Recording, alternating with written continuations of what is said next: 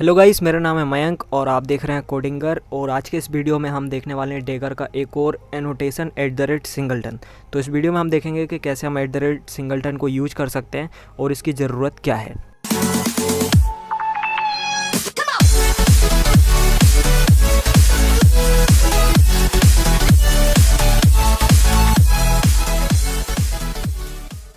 तो गाइस, ये हमारा डिपेंडेंसी ग्राफ है। इसमें एक मोबाइल वाली क्लास है और मोबाइल के बनने के लिए 3 चीज़ों की ज़रूरत पड़ती है: प्रोसेसर, कैमरा और बैटरी।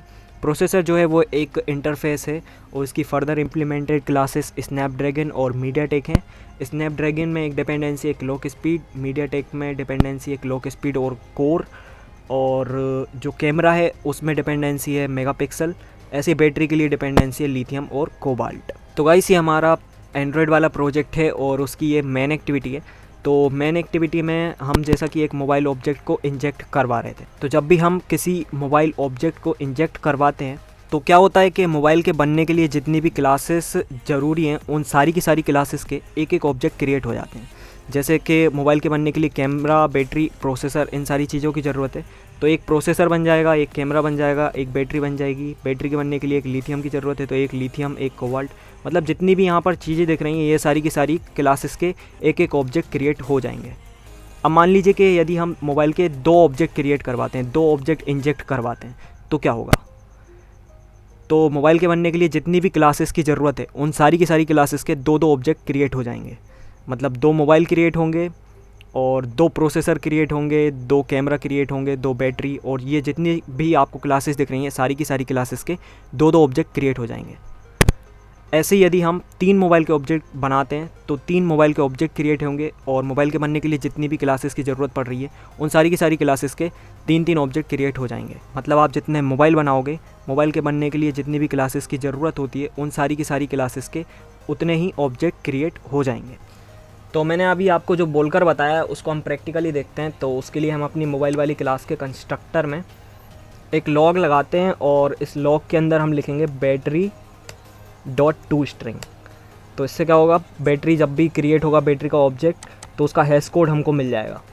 और इसी के आगे हम प्लस लगा के और थोड़ा सा स्पेस दे के जो हमारी ये मोबाइल वाली क्लास है उसी के ऑब्जेक्ट को प्रिंट करवा लेते हैं। तो उसके लिए मैं यहाँ पे लिख देता हूँ this.toString। तो इससे हमें बैटरी का हैश कोड मिल जाएगा और इससे हमको मोबाइल का हैश कोड मिल जाएगा। तो इससे हमको पता चल जाएगा कि बैटरी के कितने ऑब्जेक्ट बने और मोबाइल के कितने ऑब्जेक्ट बने। तो इसका मैं लॉग यहाँ से चेंज कर देता हूँ टैग, और इसी टैग को हम मॉनिटर करते हैं और देखते हैं कि क्या हो रहा है। तो गाइस, ये रन हो चुका है और यहाँ पर हम लॉग में देख सकते हैं कि एक बैटरी का ऑब्जेक्ट क्रिएट हुआ है और एक मोबाइल का ऑब्जेक्ट क्रिएट हुआ है। तो यहाँ पर हम मेन एक्टिविटी में जाकर देखें तो हमने मोबाइल का केवल एक ही ऑब्जेक्ट क्रिएट किया था। तो मोबाइल का एक ऑब्जेक्ट क्रिएट हुआ है तो बैटरी का भी एक ऑब्जेक्ट क्रिएट हुआ है और मोबाइल का भी एक ऑब्जेक्ट क्रिएट हुआ है। अब मैं मोबाइल के 2 ऑब्जेक्ट को क्रिएट करता हूँ। तो यहाँ पर मैं लिख देता हूँ मोबाइल 1 और कोमा लगा के ये लिख दिया मैंने मोबाइल 2, और यहाँ पर भी मोबाइल 1.run और मोबाइल 2.run। अब हम इसको फिर से रन करके देखते हैं और इस बार देखते हैं कि क्या हो रहा है। तो गाइस, ये अगेन रन हो चुका है और आप यहाँ पर देख सकते हैं कि मोबाइल के भी 2 ऑब्जेक्ट क्रिएट हुए और बैटरी के भी 2 ऑब्जेक्ट क्रिएट हुए। ये देखिए, ये जो पहला वाला बैटरी का ऑब्जेक्ट दिख रहा है इसका हैश कोड और जो दूसरा वाला बैटरी का ऑब्जेक्ट दिख रहा है दोनों का हैश कोड डिफरेंट है।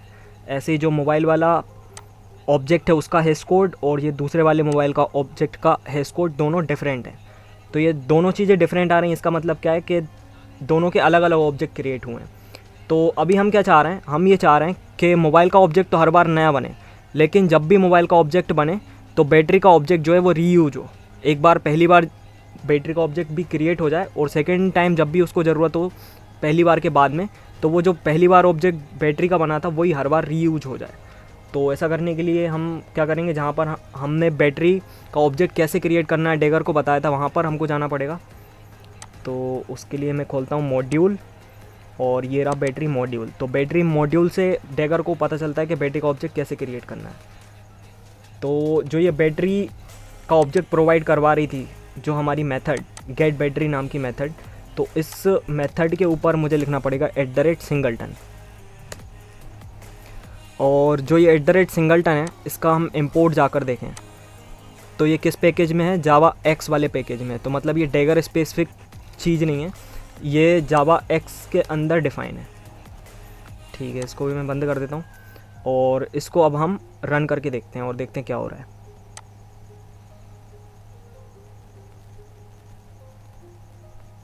तो ये देखिए हमको यहाँ पर एक एक्सेप्शन आ चुकी है। तो इसने बोला है मोबाइल कंपोनेंट में note B reference scoped binding. तो इसका मतलब क्या है कि जो हमारा बैटरी वाला मॉड्यूल था उसकी एक मेथड के ऊपर हमने @सिंगलटन लिखा हुआ है। तो ये जो @सिंगलटन है ये एक स्कोप है। तो यदि आपने अपने किसी भी मॉड्यूल के अंदर @सिंगलटन किसी भी मेथड के ऊपर यूज किया हुआ है तो वो मॉड्यूल जिस भी कंपोनेंट में यूज हो रहा होगा उस कंपोनेंट के ऊपर भी आपको @सिंगलटन लिखना पड़ेगा, या जो भी आप स्कोप यूज़ कर रहे होंगे उस स्कोप को आपको लिखना पड़ेगा। तो जैसे हमारा जो मोबाइल कंपोनेंट है उसने बैटरी मॉड्यूल को यूज किया हुआ है और बैटरी मॉड्यूल के अंदर एक @सिंगलटन हमने यूज किया हुआ है, तो हमको हमारे कंपोनेंट के ऊपर भी @सिंगलटन लिखना पड़ेगा, कुछ इस टाइप से। अब मैं इसको वापस से रन करके दिखाता हूँ क्या हो रहा है, और इस बार हम लॉग भी मॉनिटर करेंगे। तो गाइस ये सक्सेसफुली रन हो चुका है और इस बार आप देख सकते हैं कि मोबाइल के 2 ऑब्जेक्ट क्रिएट हुए हैं, दोनों का हेस कोड डिफरेंट है, मतलब ये 2 अलग अलग मोबाइल के ऑब्जेक्ट क्रिएट हुए हैं। और जो बैटरी है उसका लेकिन एक ही ऑब्जेक्ट क्रिएट हुआ है, सेकेंड टाइम में वो रीयूज हो गया और पहली बार वो क्रिएट हुआ होगा। तो जब पहली बार मोबाइल का ऑब्जेक्ट क्रिएट हुआ तब ये बैटरी का ऑब्जेक्ट क्रिएट हुआ है, और सेकेंड टाइम जब मोबाइल का ऑब्जेक्ट क्रिएट हुआ है तब जो पहली बार बैटरी का ऑब्जेक्ट क्रिएट हुआ था उसी को रीयूज कर लिया गया है। तो ये कैसे हुआ उसको हम एक बार फिर से देखते हैं। तो देखो हमने क्या किया था उसके लिए, जो हम जहाँ पर हमने बताया था कि बैटरी का ऑब्जेक्ट कैसे क्रिएट होना है वो हमने कहाँ पर बताया था, अपने बैटरी वाले मॉड्यूल के अंदर बताया था गेट बैटरी नाम की मेथड के थ्रू। तो उस मेथड के ऊपर, उस प्रोवाइडर मेथड के ऊपर हमने क्या लगाया, @सिंगलटन। अब जब भी हम किसी मॉड्यूल की मेथड के ऊपर @सिंगलटन लगाते हैं तो उस मॉड्यूल को हमने जिस कंपोनेंट के अंदर यूज किया होगा उस कंपोनेंट के ऊपर भी हमको @सिंगलटन डिफाइन करना पड़ेगा। तो इसलिए हमने अपने मोबाइल कंपोनेंट के ऊपर भी @सिंगलटन डिफाइन किया। अब जहाँ जहाँ कहीं भी बैटरी का ऑब्जेक्ट यूज होना होगा फर्स्ट टाइम ये क्रिएट करेगा और बाकी सारी टाइम उसको रीयूज करेगा। तो कुछ इस टाइप से हमने बैटरी को सिंगलटन डिफाइन कर दिया था, तो हर बार अब ये बैटरी के ऑब्जेक्ट को रीयूज कर रहा है। ऐसे आप किसी भी ऑब्जेक्ट के साथ कर सकते हैं जो भी इस डिपेंडेंसी ग्राफ में यूज़ हो रहे थे हमारे मोबाइल वाली क्लास के लिए। जितनी भी डिपेंडेंसीज हैं सारी की सारी डिपेंडेंसीज में आप इसको यूज कर सकते हैं। तो अभी हमने देखा कि कैसे हम इसको किसी प्रोवाइडर मेथड के ऊपर लिख सकते हैं। अब हम कुछ और देखते हैं। तो उसके लिए ये जो हमारा मीडियाटेक मॉड्यूल है उसमें मीडियाटेक वाली क्लास को खोलते हैं और मीडियाटेक वाली क्लास के ऊपर मैं लिख कर आ जाता हूँ यहाँ पर @सिंगलटन।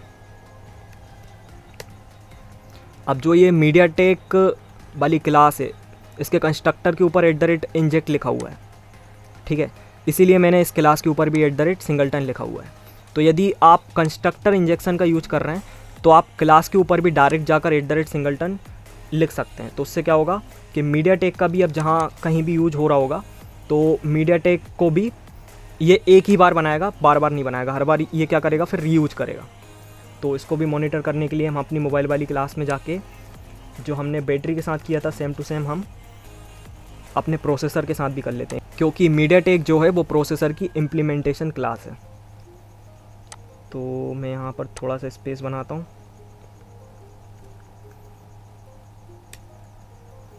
.toString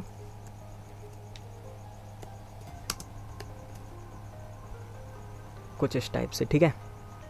और जो ये मीडियाटेक क्लास है इसको भी हमने मोबाइल कंपोनेंट में यूज़ किया हुआ है, तो मोबाइल कंपोनेंट के ऊपर ऑलरेडी @सिंगलटन जो है वो लगा हुआ है। यदि नहीं लगा होता तो हमको फिर लगाना पड़ता। अब मैं इसको वापस से आपको रन करके दिखाता हूँ। तो ये अगेन रन हो चुका है। तो देखो मोबाइल के 2 अलग अलग ऑब्जेक्ट क्रिएट हुए हैं, दोनों का हेस कोड डिफरेंट यहाँ पर दिख रहा होगा आपको। उसके बाद बैटरी दोनों टाइम सेम यूज हुई है, एक बार ये पहली बार बनी होगी, उसके बाद फिर सेकेंड टाइम उसको रीयूज किया गया है। और उसके बाद जो ये मीडियाटेक है, मीडियाटेक भी रीयूज हुआ है क्योंकि दोनों का ये देखो हैश कोड सेम है, लास्ट में 315 है, इसमें भी लास्ट में 315 है। और ये मोबाइल का दोनों का डिफरेंट है और बैटरी का दोनों का सेम है। तो इस टाइप से आप अपने डिपेंडेंसी ग्राफ में जो डिपेंडेंसी आपको चाहिए कि एक ही बार क्रिएट हो तो उसको @सिंगलटन स्कोप के थ्रू यूज कर सकते हैं, और इस टाइप से आप उसको एक ही बार क्रिएट कर सकते हैं और बार बार रीयूज कर सकते हैं।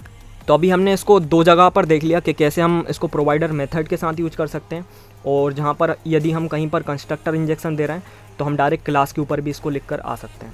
साथ ही साथ इसको हम अपनी बाइंड वाली जो मेथड थी उनके ऊपर भी डिफ़ाइन कर सकते हैं, जैसे कि हमारा जो स्नैपड्रैगन मॉड्यूल था या फिर जो मीडियाटेक मॉड्यूल ही था, उसमें यहाँ पर भी @सिंगलटन लगाकर हम मीडियाटेक को जो है सिंगलटन बना सकते थे, लेकिन वो ज़्यादा कन्वीनियंट नहीं रहेगा।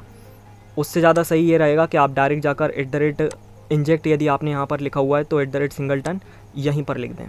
बाकी एक ऑप्शन आपके पास ये भी हो सकता था कि आप जो बाइंड मेथड यूज़ कर रहे थे उसके ऊपर यहाँ पर ही @सिंगलटन यूज कर सकते थे।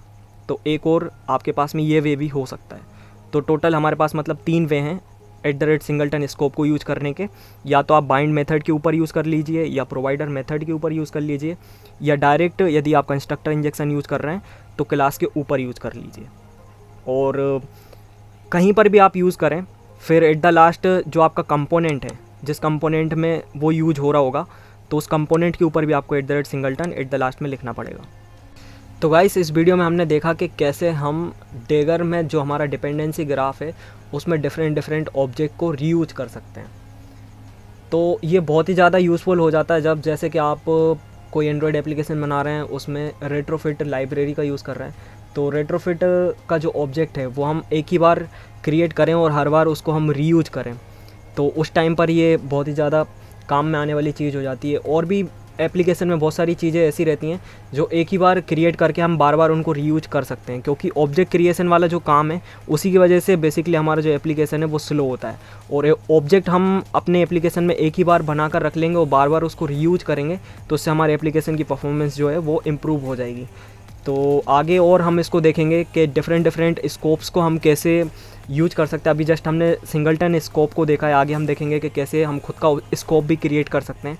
तो आपने अभी तक यदि इस चैनल को सब्सक्राइब नहीं किया है तो इस चैनल को सब्सक्राइब कर लीजिए, और ये वीडियो आपको पसंद आई है तो इस वीडियो को लाइक कीजिए। इस वीडियो से रिलेटेड कोई डाउट है तो आप नीचे कमेंट सेक्शन में पूछ सकते हैं, और इस वीडियो का कोड का लिंक भी मैंने नीचे डिस्क्रिप्शन में दिया हुआ है।